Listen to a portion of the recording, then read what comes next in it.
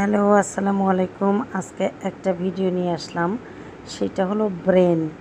Brain এমন কোনো মানুষ নাই যে পছন্দ নয়। ব্রেনটা আমি আজকে রান্না করব। প্রথমে আমি ফুটন্ত গরম পানির মধ্যে একটু 2-3 মিনিট সিদ্ধ করে নিয়েছি, মানে একটু জমাট বাঁধানো করে নিয়েছি, কারণ একবারে আমি ইয়েটা রান্না করি না। তারপরে তেল কড়াই দিয়ে সব গরম মশলাগুলো আমি ভেজে নিয়েছি একটু এক এক করে দিয়ে, তাহলে ফ্লেভারটা সুন্দর বের হবে। তেলের মধ্যে ফ্লেভারটা ভালো বের হয়। আমি সে তেলটা গরম করে সব গরম মশলাগুলো ভেজে নিয়েছি। তারপরে পেঁয়াজ দিয়েছি, পেঁয়াজ দিয়ে পেঁয়াজটা লাল লাল করে আমি একটু ভেজে নিয়েছি। বেরেস্তা টাইপের করলে কি হয়, টেস্টটা ভালো হয়। আর বেরেস্তা না করে যদি দিই তাহলে একটু গ্রেভিটা ভালো হয়, কিন্তু কিছু কিছু খাবারে বেরেস্তার মতো করে দিলে সেটার ফ্লেভারটা, সেটার টেস্টটা একটু বেড়ে যায়। আমি এটা কিছুদিন আগে শিখেছি, সেই জন্য আমি একটু মশলাগুলো দিয়ে, গরম মশলাটা দিয়ে পেঁয়াজটা একটু বেশি বেশি লাল লাল করে ভেজে নিয়েছি। তারপরে আমি কি করি, একটু গরম পানি করে গরম পানিটা দিয়ে দিই।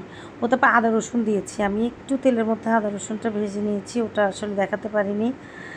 দিয়ে আমি এই একটু গরম পানি আলাদা করে, গরম পানিটা আপনারা করে রাখবেন। রান্না করতে গেলে আলাদা চুলায় গরম পানি মাস্ট করে রাখবেন। গরম পানি দিয়ে রান্না করলে কি হয়, রান্নাটা সুন্দর হয়ে যায়। তারপরে আমি হলুদ, মরিচের গুঁড়া, তারপরে তেল তো আগে দেওয়া হয়েছে, আর আদা রসুন জিরা একসাথে বাটা ছিল আমার, সেই জন্য ওগুলো আগে দিয়ে ফেলেছি।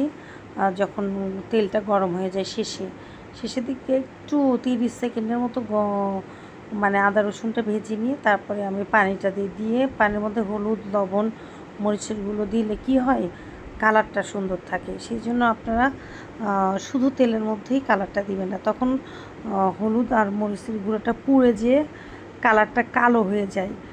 সেই জন্য আপনারা দিবেন হলো তেল হওয়ার পর একটু গরম পানি দিয়ে, তখন আপনারা দেবেন। এই যে যখন তেল উঠে গিয়েছে তখন আমি মানে মশলাটা ভুনার পর তেল উঠবে উপরে, তারপরে আমি ব্রেনটা দিয়ে দিলাম।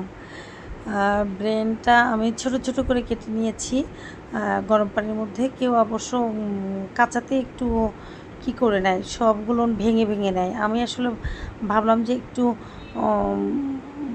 মানে ইয়ে করে কেটে নিয়ে একটু গোটা গোটা থাকবে, ওটাও দেখি কেমন হয়।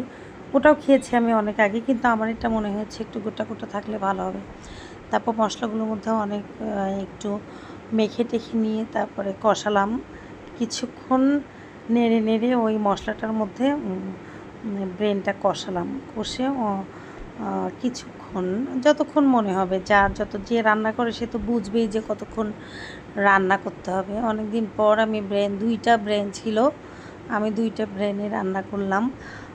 আমার খুব পছন্দের খাবার ব্রেন, মানে বলে বোঝাতে পারবো না কেমন।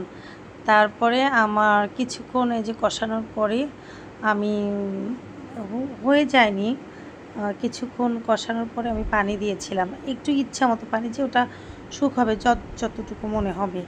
আমি একটু গরম পানিটা একটু বেশি করে দিয়েছিলাম যেন সিদ্ধটা হয়। আমার হাজব্যান্ড আবার সিদ্ধ না হলে চিল্লায়, সিদ্ধ হয় তারপরে সে মনে করে সিদ্ধ হয়নি, সেই জন্য ইচ্ছা করে অনেকগুলো পানি দিয়েছিলাম। পানিগুলো দিয়ে যে শেষের দিকে, এটা কিন্তু এই যে এটা শেষের দিক, একবারে কালারটা অনেক সুন্দর হয়েছে। আমি মশলাটা হয়ে গেলে এই যে শেষে এত সুন্দর হচ্ছে, মানে ফুটতেছে খাবারটা। আমি একটু মুখে দিয়ে দেখেছি, অবশ্য সব কিছুই পারফেক্ট, সব কিছু। সেজন্য যারা রান্না করে তারা আসলে রান্না দেখলেই বোঝে, তারা রান্না করলে একবারে সুন্দর হয়। আমি আসলে আগে রান্না করতাম না, ইদানিং একটু করতে করতে অভ্যাস হয়ে গেছে। শেষ ফিনিশিংটা আমার হয়ে গিয়েছে। আমি বাটিতে সার্ভ করিনি, কিছু না, আমি আসলে কড়াই থেকেই ভিডিও করি।